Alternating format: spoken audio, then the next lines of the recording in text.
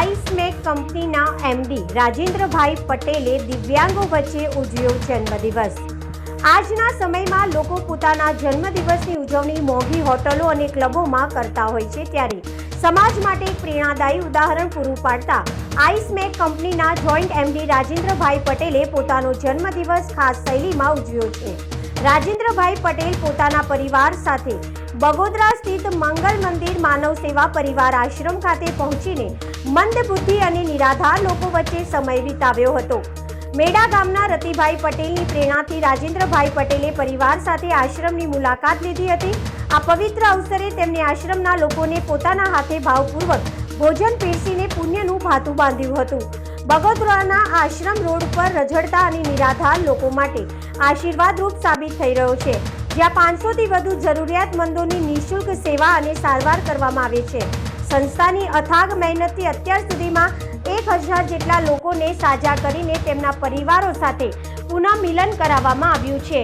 આવી સરાહનીય કામગીરી જોઈને રાજેન્દ્રભાઈ પટેલે આશ્રમના સંચાલક દિનેશભાઈ લાઠિયા અને તેમની સમગ્ર ટીમના હૃદયપૂર્વક વખાણ કરી આ માનવ સેવા યજ્ઞ બદલ અભિનંદન પાઠવ્યા હતા।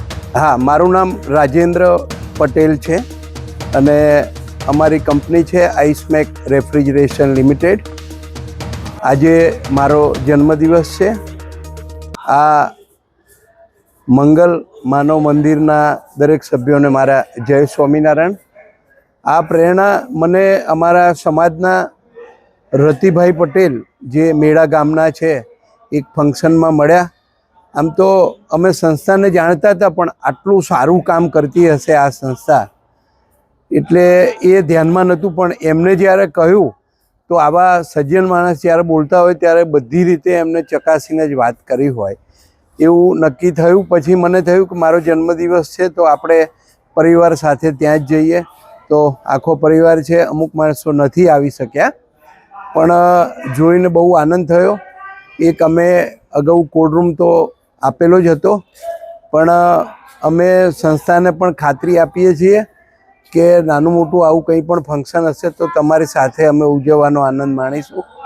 અને મને એવું લાગે છે કે તમે જે કામ કરી રહ્યા છો એ કામ પૃથ્વી ઉપર ભગવાન આવીને કરી નથી શકતા, પણ એટલું સરસ કામ કરો છો।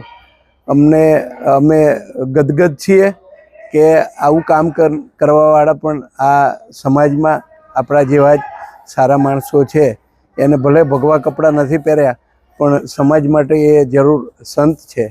સૌને જય સ્વામિનારાયણ। બીજાનો મારો એ સંદેશ છે કે જો આપણે આપણા જીવનમાંથી મોજશોખનો ખર્ચ જો થોડો ઓછો કરીએ અને આ સંસ્થાને જે જરૂરી છે એ કંઈ આપણે આપી શકીએ તો એ બહુ મોટો ઉપકાર થાય। અને અત્યારે જ હું કહું છું કે જે ગાદલા વગરના પલંગ છે એમાંથી 25 પલંગમાં અમારા ગાદલા નાખજો, જે 50,000 રૂપિયાનો ખર્ચ થાય છે। તો દિનેશભાઈ જે કામ કરી રહ્યા છે ને એ ખરેખર પૈસાથી આ કામ થાય નહીં। આ ચારે બાજુ નજર કરીએ અને આવી વિષમ પરિસ્થિતિમાં તમે જે કામ કરો છો તો શબ્દોથી કદાચ અમે વર્ણન નથી કરી શકતા, પણ ખૂબ ખૂબ ધન્યવાદ।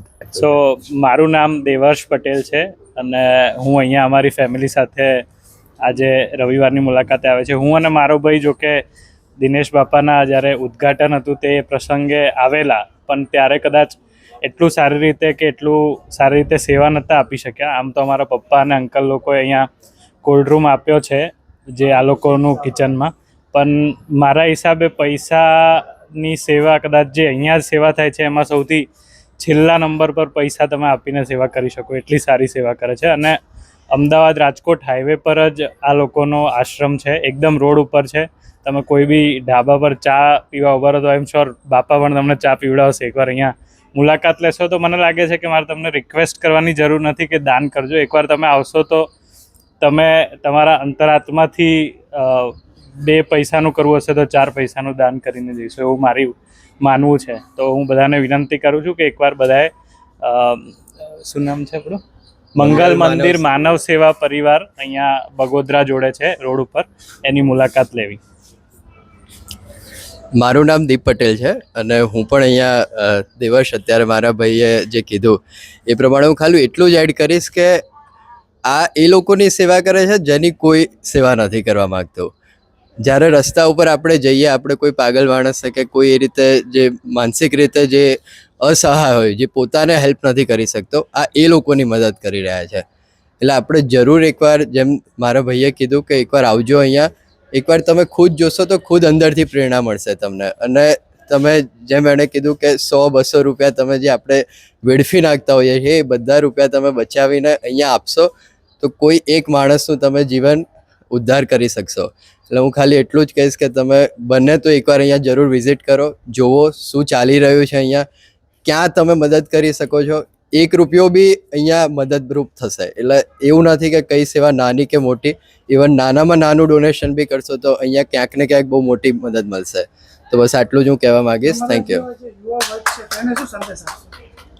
હું યુવા વર્ગને એટલો જ સંદેશ આપીશ કે અહીંયા આપણે જ્યારે કોફી બાર કે કોઈ લક્ઝરી રેસ્ટોરન્ટ્સ કે પછી રિસોર્ટ્સમાં અમુક વાર કોઈ વ્યસનમાં જે આપણા પૈસા જતા હોય છે તેની જગ્યાએ ક્યાંક 10 રૂપિયા, 20 રૂપિયા, 1000 રૂપિયા આપણે જો સેવ કરી શકતા હોઈએ અને એ સેવ કરેલા રૂપિયા આવી કોઈ ખરેખર જ્યાં જરૂરિયાત છે એવી જગ્યાએ આપી શકતા હોય તો જરૂર આપવા જોઈએ.